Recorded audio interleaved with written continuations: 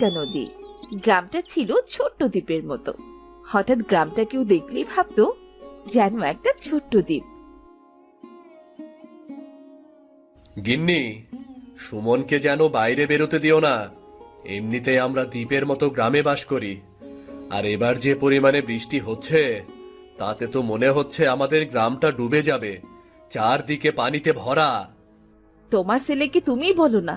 তোমার ছেলে কি আমার কোনো কথা শুনতে চায় নাকি? আমি কিছু বললে তো কানেই করে না। হ্যাঁ গো গিন্নি, ছেলেটা আমার বড্ড দুরন্ত হচ্ছে। কি যে করব ওকে নিয়ে, আমার বড্ড ভয় হয়। না জানি কখন পানিতে পড়ে যায়। ভয় না করে ছেলেটাকে একটু সাঁতার শেখালেই তো পারো, তাহলে তো আর এত চিন্তা করতে হয় না।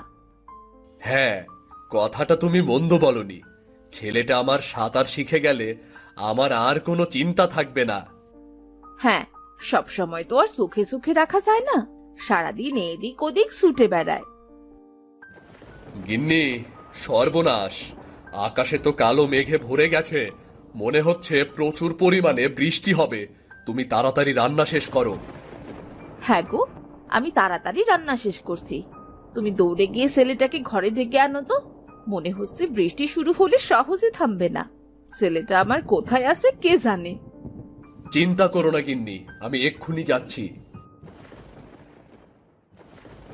সুমন রাস্তায় বসে গুটি খেলা করছিল।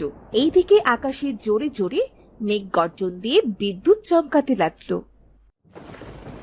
সুমন, তুই এখানে?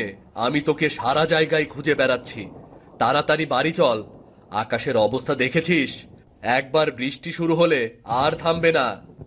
হ্যাঁ বাবা, তাড়াতাড়ি চলো। আমি তো খেয়ালই করিনি। আমারও খুব ভয় করছে। ভয় করছে না? এতক্ষণ গুটি খেলছিলি, তখন ভয় ছিল না। তাড়াতাড়ি চল। পা চালিয়ে হাঁট সুমন, না হলে তো বৃষ্টিতে ভিজে যাব। লোকটা সেই কখন গেছে ছেলেটাকে খুঁজতে। হ্যাঁ, এখনো তো এলো না। দু এক ফোঁটা করে তো বৃষ্টি পড়াও শুরু হয়ে গেছে। গিন্নি, এই ছেলেটাকে খুঁজতে খুঁজতে প্রায় তো ভিজেই গেলাম। এত দেরি হলো যে? আমার তো চিন্তায় গলাই শুকিয়ে যাচ্ছিল। মা, আমাকে খুঁজতে খুঁজতে বাবার দেরি হয়ে গেছে। তুমি বাবাকে বকো না। বকলাম কোথায় রে? পাকা ছেলে আমার। চল ঘরে চল। সারাদিন বাড়ি থাকলেই তো পারিস।